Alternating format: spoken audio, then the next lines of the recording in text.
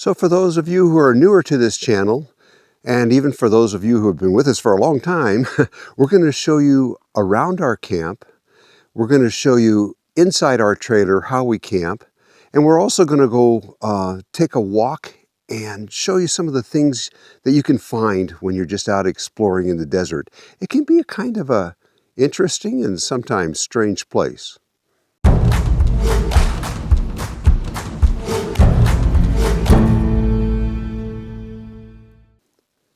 We've been coming down to the desert so long that we forget that there's people that think they wouldn't like it down here. And maybe they're right. Maybe this isn't the place for everybody. It's nice to be camped in the woods, I gotta admit. But it's beautiful down here, and we just come down here all the time because we love it. But there are folks that I know, some very well, that say they would never consider coming down here to camp. And that's fine, because it's not for everybody.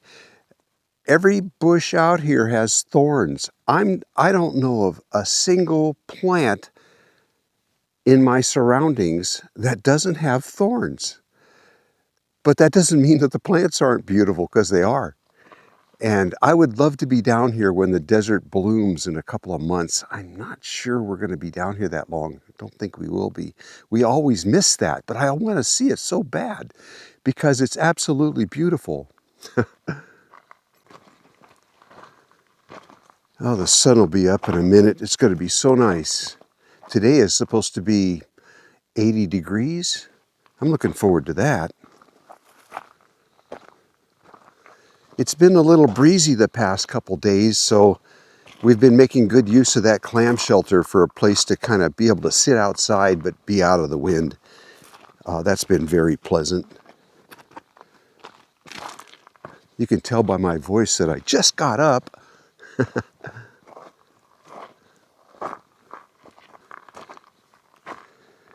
But we like camping in desert areas.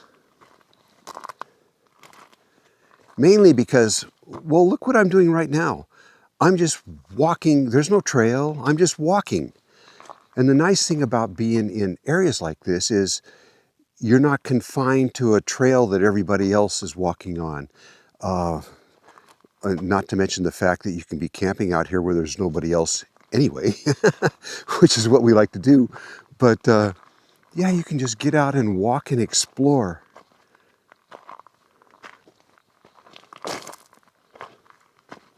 So there's a lot of deserts, a lot of different deserts. For example, take the high desert of central Montana. There you go. All of Nevada is like this, wide open. Just it lends itself to walking and biking and hiking and just exploring in general. Large parts of Wyoming, Utah, New Mexico. There's so many places you can go and be in the desert. You know, like here, we're down in Arizona. Southwestern Arizona is particularly nice, but it's just nice to be out where you can go out and walk and explore, not to be like, oh, like where I grew up, Western Washington, where you can't walk through the woods at all because of the blackberries and the ferns and everything. You've got to stay on a trail. That's what we like about the desert. Not to mention that it's February 1st and it's going to be 80 degrees today. That's not like home. So you can choose what desert you want to explore by the time of year. In the January, February, you want to come down to the southern areas as far south as you can get. In the spring and summer and fall, choose the high desert. You can, have plenty of places to go. And I got to admit that there's times when we go to the woods, like in August, we'll go up to the really high areas of like Colorado, northern Colorado, where it's very beautiful. Places like that too, but they tend to still be more open.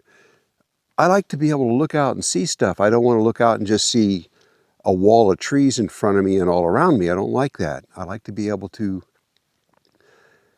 see the landscape and all the beauty. I love that. So I just watched the moon go down on this side and got the sun coming up on the other side. How beautiful could it possibly be? There we go.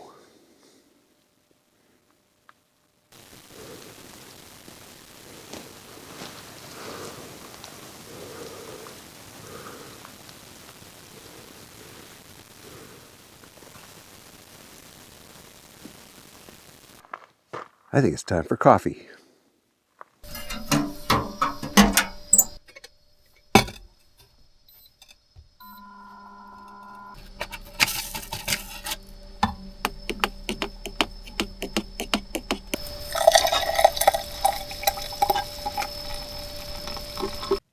The campsite itself is one that we had to work a little bit to get back into. We prefer to camp alone. Sometimes we've been camped with other people, but we just like to be by ourselves. Doesn't mean I don't like you folks. I'm just, in the evening times, I just like the peace and quiet of my own thoughts and being with Linda, that's all. It's easy to find level ground out here and places to just pull off to the side and camp. We're camped next to a dry wash. You can see down below here, and there are times, trust me, during the monsoon season when water would actually be flowing through this area down here. Right now it's totally dry.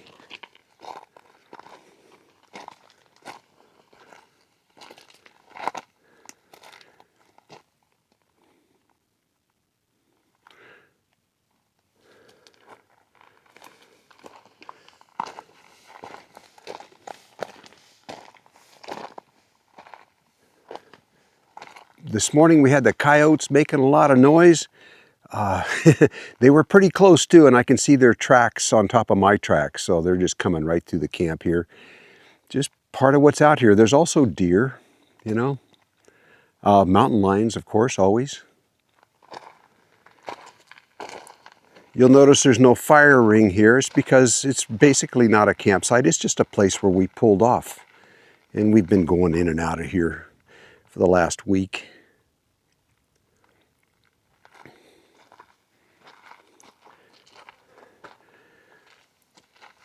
We enjoy the clam shelter because it gives us a place to sit out of the wind. We don't use it so much for bugs, you know, sometimes, but not very often. Usually it's a place to get out of the wind, and it works exceptionally well for that. This is the clam venture, and it's a 9-foot clam. You see I've got room for my motorcycle in here and a couple of chairs.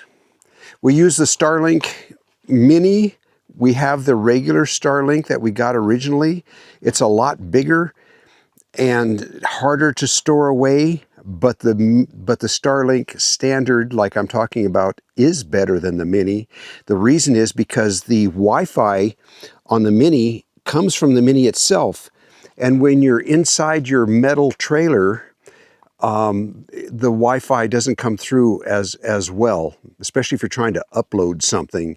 So it's better to have the Wi-Fi router inside with you rather than out here. But the Mini stores so easy. I mean, it's so small. This is the whole thing, about the size of a notebook. That's it. And the Mini only uses about 20 watts of power, whereas the Starlink standard uses more like 45 or 50 watts of power while it's running. The Mini plugs into a USB port. The Starlink standard plugs into 110.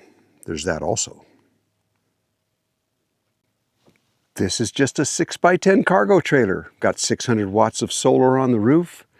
It's got a max air vent on top. This last year we put a 5,000 BTU Walmart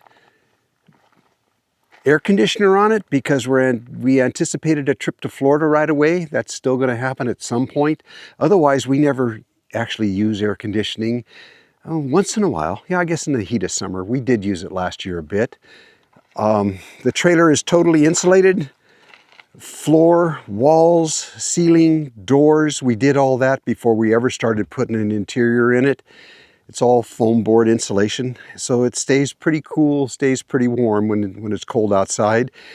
We chose this trailer because it's single axle, turns around in tight places, the places we like to go, and also the single axle trailers have quite a bit of ground clearance. So we've never had a problem getting it into these really tight places. I'll show you what I mean in a minute about that. Let me show you inside.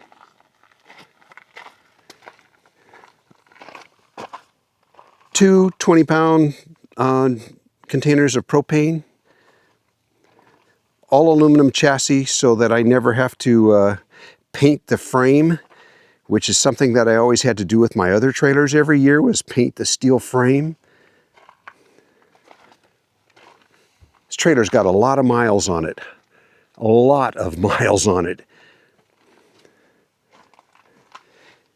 It didn't originally come with brakes, but we put electric brakes on it. Inside, it's basic. We didn't do this all at once. We've been working on it little by little. Now this is a mess because it's 6 by 10 and we're living in it. Oh, hello, Linda. Oh, hello. Is it showable? No. No, it's not.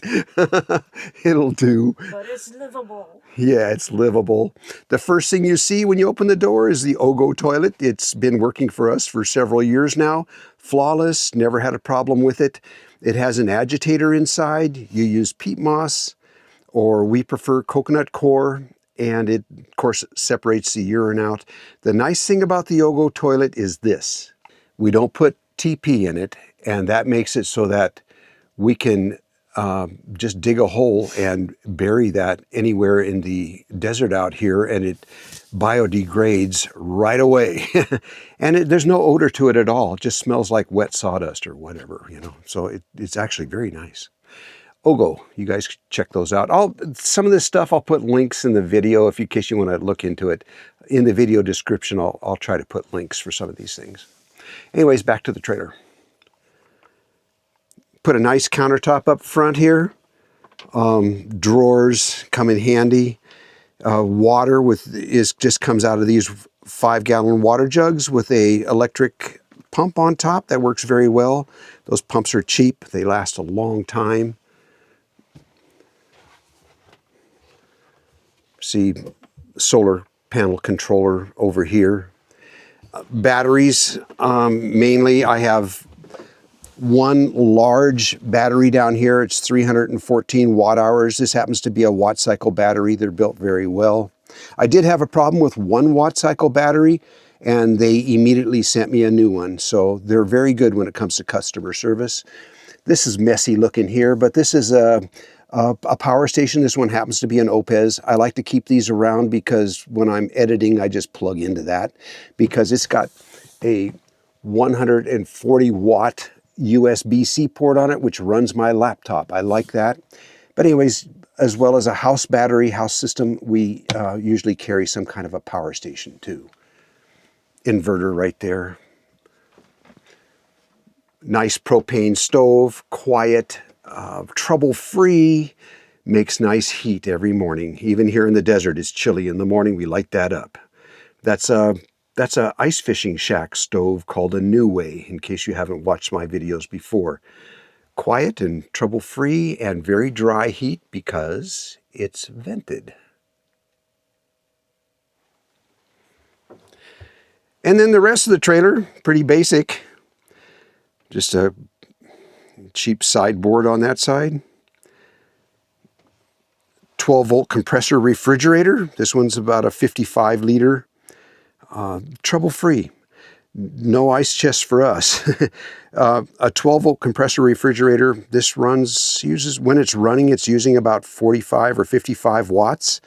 Just when it's running. It doesn't use much power at all. You can make it freeze or just be a refrigerator, which is the way we usually run it.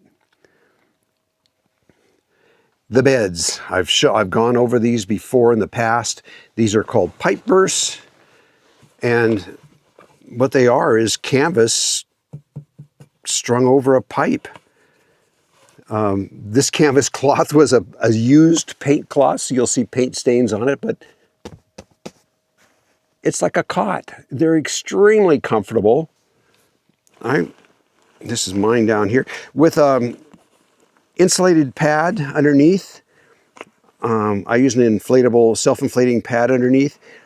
It's warm and it's comfortable. Those make really nice bunks. I've got a fold-down table here, which works really well. It's very simple. It's got a leg here that's hinged. Comes down like that. Very simple to make. If you check my videos, look back through my early videos, you're going to see how to do all of this stuff, including how to install windows in the trailer, how to install the air conditioning. All that's in our past videos. You can just check it out. Now, I know a lot of you prefer to camp with other folks, and we've done that in the past too, especially with our friends. We'll get together and camp, not exactly with them, but near them. But you'll always find, if you look at our videos, that we always get out kind of alone. And sometimes being alone means you got to go through a little extra trouble to get there. I'll show you what I mean. Getting to the places where we like to camp usually involves something like this. Hills never show up as steep on camera as they really are. Like this one, this hill in front of me is looking like flat ground basically. It's not, it's very steep.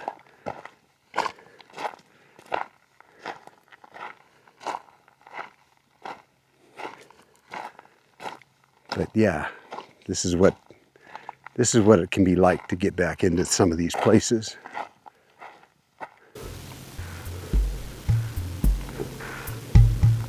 Well, Linda just asked me if we need our sticks, which are kind of for snake defense as well as just, you know, climbing hills and stuff. But And that's why I'm going first, right? yes. But we're going to be on a road here in just a short distance, so it's not going to be too bad. And it's wide open, so we can watch where we're going real carefully. It'll be all right. Famous last words. So this is what I'm talking about when I say you see strange things out in the desert. This is, well, that's a big, heavy piece of rebar for sure. And then there's kind of a well-looking thing over here, and it's capped, but it's a pipe within a pipe.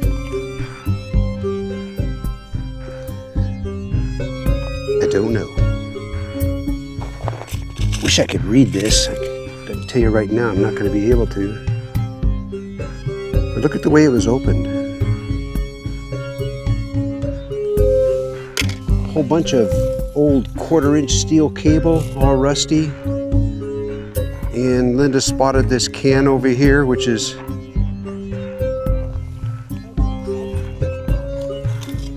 it's an old pull top, you know, it's 1960s or so. Dispose of properly. Nobody ever did. They always just threw them on the ground. Anyways, steel can, aluminum top. Trying to match your surroundings.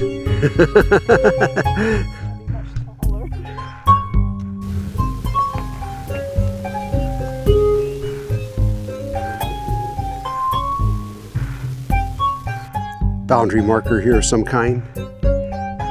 There are, or were, mining claims all over this area.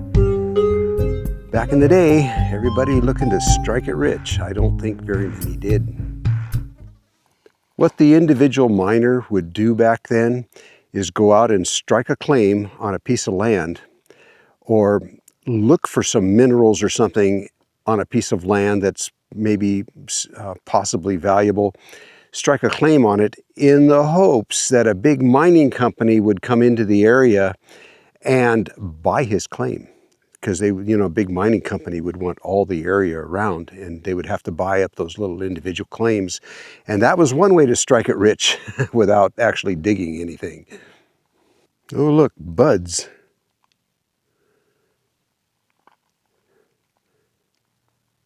Furry fella. Those things are nasty. I can attest to that firsthand.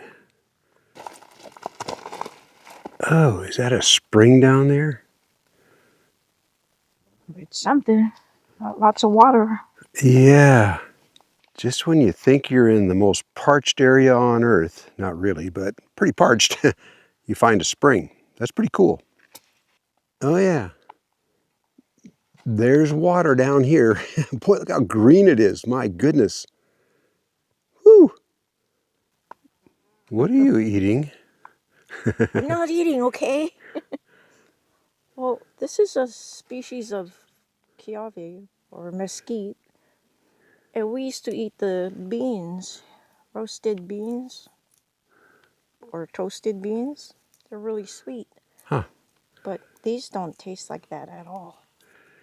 So this kiawe is different than the Kiawe in Hawaii. kiawe in Hawaii. This mesquite is different than the kiawe. Right. It's the same family, but... Same family, yeah. There's all kinds. And I think the one in Hawaii is called El Garoba. Okay.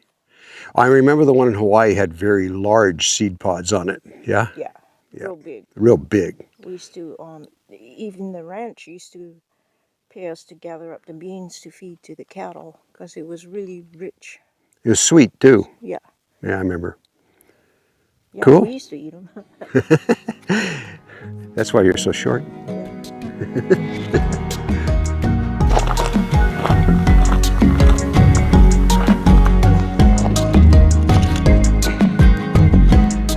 Oh, that's a fairly intact Prince Albert tobacco can. I've never seen one this intact before out here.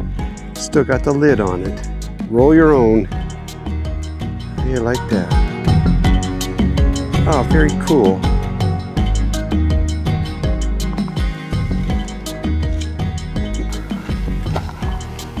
Hey, let me get out of here. What's up? I found a candlestick holder. Oh, really? Yeah. A real one? Yeah. Real. Oh, oh boy. Well, it could be used. It could be used as a candlestick holder. Now, boy, that's a gallon bleach jug or something, isn't it? Or The old days? Yeah. Or some kind of chemical. You know what, Linda? That's been flaked all around the lower edge. Just like making an arrow, it's been flaked all around the lower I edge. see that. I wonder if they did that to make it sit up like a candlestick. It could be, you know. It was sitting perfect. Just set it down on my hand. See? Well, that's just really cool. See? Yeah, that's neat. Nice find. Oh, hey. What you got? Look at.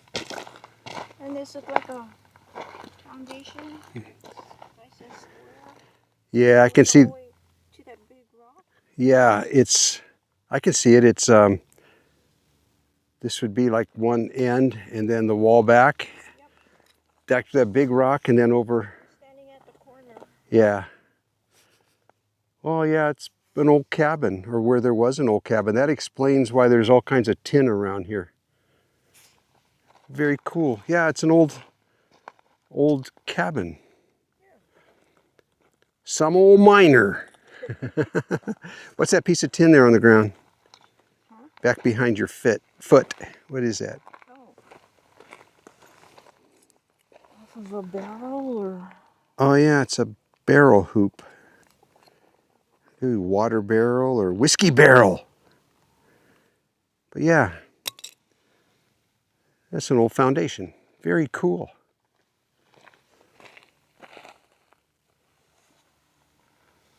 What's this? Looks like a big hunk of licorice. Is it rubber? I think so. Hardened. Yeah. You know what? I don't know what that is. It's old rubber. Oh, it was part of a gear thing? No, it's No? like a handle off of something. But there's no puka. No hole in through the No, middle. no hole. Yeah, there's all kinds of tin cans and stuff around here, though. Hey, cool find, Linda. This is really old. Well, just next to that foundation is a pit line. So yeah, that miner was digging something. They sure worked hard for their money. A lot harder than most folks are willing to work today. Yeah. Yeah, not all. I mean, some folks are willing to work that hard, but most of them aren't.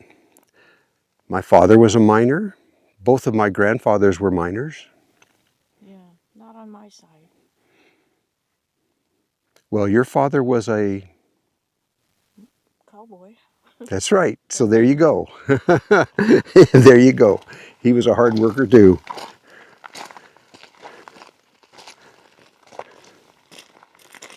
What ranch? The, Parker Ranch. oh yeah. Linda's father was a cowboy for the Parker Ranch in Hawaii. Yeah, in the mid 1900s is I think is when he was on the Parker Ranch. Yeah. You have to understand, Linda's dad was very old when she was born. Yeah. Yeah, he was how old? He was 66 years old when I was born. So all his cowboying days were over with. He was an old man Yeah. when I was born. Cowboy and saddle maker. Yeah, but he was still just as tough, Yeah. still doing all that cowboy ranching stuff at home, you know. Cool. Yeah, kind of rough terrain, man. Rough country to live in. Woohoo! Hey, check out this rat, Rick. What is it? It's a rat. I'm guessing it's made by wagon wheel. You know the metal on the wagon wheel? Oh, yeah. Like you see on the places on the California Trail, Oregon Trail, where the wagons went up the limestone. But yeah, you got a wagon wheel rut right there. Yeah. Yeah, let me see if I can get a good shot of that without me having my shadow in the picture. But it was right there. Wagon wheels, the metal rim is called a tire, just like tires today. And that's about the width of a wagon wheel. Put your hand down there again, Linda, so we can see how wide that is. If you don't mind. Yeah, because it's about the size of a... I have a small hand. But... Yeah, maybe a freight wagon of some kind. Hauling mine goods. Who knows? That's a cool find. And that's, oh, by the way, this is stone down here, not mud. That's stone. Very cool. Hey, neat find, Linda. I learned my grandma was a mule skinner. Really? That's what my uncle said. He said when she was younger, on the Parker Ranch area, she would harness a mule up to a wagon, Mm-hmm. and she had baked goods, and she would walk along the different homes, selling her baked goods. Oh, neat. Yeah. My grandmother was a lady. She wasn't a mule skinner, she was a lady. My grandpa was a coal miner, totally uneducated, couldn't even write his own name, and literally. And my grandmother was very educated. He was short and fat in his old age. She was tall and slender, always had a Bible in her hand. She was quite the lady, always well dressed. Very nice, I miss her. Are you insinuating that my grandmother was not a lady? I would never say that. You better not. And my grandpa could cuss. When I was 8 years old, they came out to the property where we lived. We lived on a lake. And I took him fishing and I wasn't thinking anything. And I got a fishing pole for him and everything. And he caught his first fish. Didn't have time to fish in the old days. Too busy working trying to make a living. He was so proud. My mother had to take his picture with his fish. I remember to this day, it was a crappie. Hope you guys found something of interest in this video. If you did, please hit that subscribe button. I can't understand why more, well, we're kind of boring. But anyways, please subscribe. It would sure help us. Yeah, and hit that like button too. If you like us. Yeah. Even if you like her. Yeah. And speaking of her, if you go to Instagram, go to Mrs. Gonagain, no punctuation. And I post up-to-date pictures and some behind the scenes and some older pictures that make you understand why we're the way we are, maybe. You'll never understand that. No. But go there.